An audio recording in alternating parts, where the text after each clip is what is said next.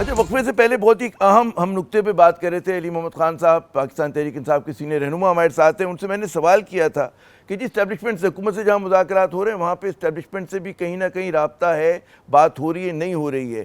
اسی کے ساتھ ایک جڑا ہوا سوال جو ابھر کے نقطہ آیا تھا وہ یہ کہ ماضی میں جب بھی اس طرح کا کوئی پولیٹیکل سٹیل میٹ ہوا اس میں کسی تیسرے فریق نے اپنا کردار ادا کیا تھا، اور اسی نقطے پہ تھے کہ وہ ہماری لائن جو تھی منقطع ہو گئی. جی علی صاحب. پہلے تو اس پہ بات کر لیں کہ حکومت اور اپوزیشن کے بیچ میں اگر مذاکرات ہوتے ہیں تو کیا حکومت دے سکتی، کیا نہیں دے سکتی. میرے خیال میں دیکھیں، میں پولیٹیکل ورکر ہوں اور میں پریکٹیکل آدمی ہوں، میں خیالات کی دنیا میں خیالی جنت میں نہیں رہتا. دیکھیں، پولیٹیکلی موٹیویٹڈ کیسز ہیں، پولیٹیکلی موٹیویٹڈ کیسز میں حکومت کی ایک پروسیکیوشن ایک درخواست پہ اپنی کیسز واپس لے سکتی ہے جو غلط کیسز بنے ہیں. یعنی کہ آپ ایگزامپل دوں گا کہ عمران خان 3-4 اکتوبر کے بعد بھی جیل میں ہی ہیں، باہر تو نہیں گئے. ان پہ 3-4 اکتوبر کے احتجاج کے بعد بہت سے کیسز بنے جو 26 نومبر کے بعد بھی بنے.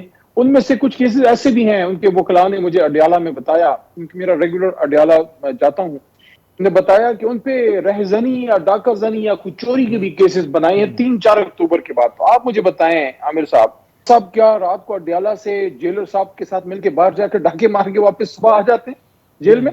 تو اس طرح کی کیسز جو غلط کیسز ہیں، جیسے ہمارے اپوزیشن لیڈر صاحب پہ عجیب کیسز، موٹر سائیکل چوری، یا ہماری پارلیمنٹری لیڈر ہیں زرداج گل وزیر صاحب، ان پہ عجیب کیسز، یہ سارے واپس کیے جا سکتے ہیں.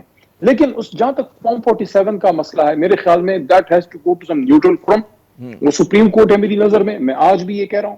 میں 6 مہینے پہلے بھی یہ بات کر رہا تھا، میں 8 مہینے پہلے یہ بات کر رہا تھا، اور آج اس بات پہ شکر الحمدللہ پورا سسٹم آ رہا ہے. میں نے یہ بات کی تھی 8 فروری کے الیکشن کے بعد، 16 فروری کو عمران خان صاحب سے ملنے کے بعد میں نے یہ بات کی تھی کہ خان صاحب آپ نے فتح مکہ ماڈل کی بات کی تھی، کیا آپ آج بھی اس پہ سٹینڈ کرتے ہیں؟ انہوں نے کہا بالکل، میں ذاتی انتقام نہیں لوں گا، باقی معاملات جس کے ہیں وہ عدالت سے ہوں گے. تو ٹرانزیشن کی بات اس وقت عمران خان صاحب نے کی تھی. تو ایک طرح سے یہ مذاکرات کی ہی بات ہے. مجھ پہ بڑی تنقید ہوئی کہ بھئی یہ مفاہمت کی بات کرتا ہے، یہ مفاہمت کی بات کرتا ہے. میں نے کہا کہ مفاہمت سے پہلے اس میں ٹروتھ بھی ہے، اس میں سچائی بھی ہے.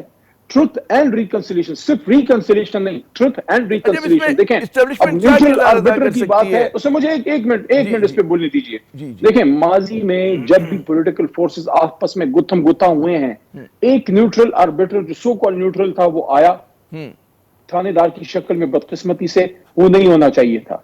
میاں نواز شریف صاحب نے خود جنرل راحیل صاحب کو دعوت دی 2014 کے دھرنے کے دوران کہ آپ آئیں بات کریں. کیوں دی انہوں نے دعوت؟ وہ خود ایک وزیر اعظم تھے، کوئی اور اس کا حل نکالتے. اس سے پہلے اگر آپ جائیں تو کاکڑ فارمولا اگر آپ کو یاد ہوگا، اس میں بھی یہ سارا ہوا. بالکل یاد ہے. یا جوڈیشل موومنٹ کے دوران کیانی صاحب کا ایک رول میرے خیال میں تھا، جب میاں صاحب گجرانوالہ پہنچے اور خان صاحب انڈر گراؤنڈ پہنچ چکے تھے، اسلام آباد تھے اس موومنٹ میں. قاضی حسین احمد صاحب اللہ ان کی مغفرت فرمائے، وہ بھی زندہ تھے، وہ بھی اس موومنٹ کا حصہ تھے. میرے کہنے کا سر مطلب یہ ہے کہ ماضی میں یہ رول اسٹیبلشمنٹ نے ادا کیا. وقت آ گیا ہے کہ ہم خود پولیٹیکل فورسز اسٹیبلشمنٹ کو موقع دیں کہ سسٹم سے وہ ڈی لنک ہو، تھوڑا دور ہو. اور یہ کام سپریم کورٹ کو کرنا چاہیے، جو کم از کم ایک کانسٹیٹیوشنل پیرامیٹر کے اندر تو بات ہوگی نا. یہ آپ نے بڑا ایک دلچسپ زاویہ دیا کہ پولیٹیکل فورسز آپس میں مسئلے کو طے کر لیں اور اسٹیبلشمنٹ کو الگ رکھیں. لیکن کیا یہ جو حکومت ہے، جو ہمیں پتہ ہے کہ اس کو بہت سارے سہارے ملے ہوئے ہیں، کیا وہ اس چیز کے لیے تیار ہوگی؟ کیا آپ کے خیال میں وہ اتنا انڈیپینڈنٹ ایکٹ کر سکتی ہے؟ یہ بھی ایک جو آپ نے کہا نا کہ میں خیالوں کی دنیا میں نہیں رہتا، تو یہ بھی پریکٹیکل بات ہے کیا؟ جی دیکھیں، اس میں یہ بتدریج ہوگا. یہ ایسا نہیں ہو سکتا کہ ہم نے ایک لیور نیچے کیا جس طرح پرانے وقتوں میں وہ ریل گاڑی کا اور نیچے کھینچتے تھے زنجیر اور سارا ڈیلنگ ہو جاتا تھا. ایسے نہیں ہے. جو ایملگمیشن یا جو اسٹیبلشمنٹ نے انگریس کیا ہے سسٹم، پولیٹیکل سسٹم کے اندر، وہ ایسے نہیں ہوگا کہ فوری طور پہ وہ انگریس ان کا ختم ہو. لیکن یہ ایک بتدریج کوشش ہونی تو چاہیے نا. There has to be a start, کبھی تو اسٹارٹ ہوگا. ہاں، اب اس میں یہ بات بڑی اہم ہے کہ کیا ڈائریکٹ ان سے بات ہوگی. میں اس پہ میرا بڑا کنسیڈریٹ اوپینین ہے. میں یہ سمجھتا ہوں کہ مذاکرات اسٹیبلشمنٹ سے نہیں ہوتے، انگیجمنٹ ہو سکتی ہے. اگر کوئی مس انڈرسٹینڈنگ ہے اس میں انگیجمنٹ ہو سکتی ہے. مذاکرات انگیجمنٹ میں بڑا فرق ہے. اور پراپر مذاکرات جو ہیں وہ حکومت کے اور اپوزیشن سیاسی فورسز کے بیچ میں ہو سکتے ہیں، ہوتے ہیں. اگر اس میں کوئی اسٹیبلشمنٹ کا رول ہے تو اس میں بھی حکومت اپنا رول ادا کر سکتی ہے. ایک اس میں بڑا اہم نقطہ ہے، اور وہ یہ ہے کہ یہ جو جتنی کھچڑی پکی ہے، اور سمجھدار کے لیے اشارہ کافی ہے کہ جتنی کھچڑی پکی ہے، یہ اس فارم 47 کی حکومت نے اکیلے نہیں پکائی. جن جن نے مل کے پکائی ہے ان کو چاہیے کھچڑی کو اب وہ درست کریں اور درست کر کے پھر تھوڑا سا سائڈ پہ ہوں اور پھر ان لوگوں کو موقع دیں کہ یہ اس ملک کو آگے چلائیں. ہاں جہاں جہاں ان کا رول بنتا ہے آپ لیں ان سے اوپینین لیں, انٹرنل سیکیورٹی میں لیں, اب فورن افیئرز میں لیں. ریاستیں جو ہیں وہ تو حکومت اور اسٹیبلشمنٹ مل کے ہی چلا رہے ہوتے ہیں, ایک پیج پہ ہوتے ہیں. Dying moments of this segment ہے. ایک بہت ہی اہم سوال, لیکن میں چاہوں گا ایک مختصر اگر آپ جواب دے سکیں کہ آپ لوگ مذاکرات میں اکیلے تنہا نظر آ رہے ہیں, حزب اختلاف کی دیگر جماعتیں آپ کے ساتھ نہیں, آپ کے اپنے اتحادی نہیں ہیں, چکزئی آپ کے اتحادی ہیں, مولانا فضل الرحمان ناراض کھڑے ہیں. کیا وجہ ہے کہ اگر آپ دوسروں کو ملا لیتے تو آپ کے خیال میں زیادہ آپ کی پوزیشن مستحکم نہ ہوتی, حکومت پہ زیادہ دباؤ نہ پڑتا؟ جی دیکھیں مولانا فضل الرحمان صاحب کے ساتھ تو تازہ ہوئی ہے, تو وہ تو اس وقت میرے خیال میں جس طرح جٹ فلیگ ہوتا ہے, ہم تو ان کو بڑا سمجھاتے رہے کہ ان پر ٹرسٹ نہ کریں. حالانکہ آپ کے پرانے ساتھی ہیں لیکن ہم ان کو بڑا اچھا جانتے ہیں کہ انہوں نے ٹرسٹ کیا تو آپ اس کا مزہ چکھ رہے ہیں.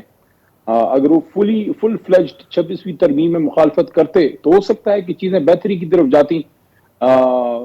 اپوزیشن کے ساتھ ہماری انگیجمنٹ ہے اور چکزئی صاحب ہمارے ساتھ انگیج ضرور ہیں. مذاکرات میں ہو سکتا ہے کسی سٹیج پہ الائز بھی آگے آ جائیں, لیکن ایک بات اس سارے گفتگو سے قطع نظر شارٹ سا کمنٹ بطور وکیل, جی بڑا دکھ ہوتا ہے. ایک ملک میں ایک جگہ ایسی ہونی چاہیے جہاں آخری فیصلہ ہو اور مضبوط ہو. سپریم کورٹ پہ جو 26ویں ترمیم کے بعد حملہ ہوا ہے, یقین کیجئے ہم وکلاء نے جو اسٹرگل کی تھی جناب, جوڈیشل انڈیپینڈنس کی, وہ اس پہ کافی کمپرومائز ضرب ہو پڑی گیا ہے. بہت بہت شکریہ علی محمد خان صاحب, آپ نے اپنا قیمتی وقت دیا. یقیناً بہت سارے سوالات تھے اور بہت ہی روانی سے جواب ہمیشہ کی طرح. یہاں پہ ناظرین ایک وقفہ لیتے ہیں, وقفے کے بعد جب ہم دوبارہ آئیں گے تو ایک اور بہت ہی اہم موضوع ہمارے پیش نظر ہوگا. ہمیں پتہ ہے کہ جی ٹرمپ اور ان کی نئی انتظامیہ جو ہے اگلے برس جو ہے اقتدار میں آ رہی ہے امریکہ کے اندر, اور اس میں بہت سارے جو ہیں بھارت نژاد یا بھارت نواز جو ہیں لوگ اہم عہدوں پر ہیں. پاکستان پہ اس کے کیا ممکنہ اثرات ہوں گے, بات کرتے ہیں وقفے کے بعد.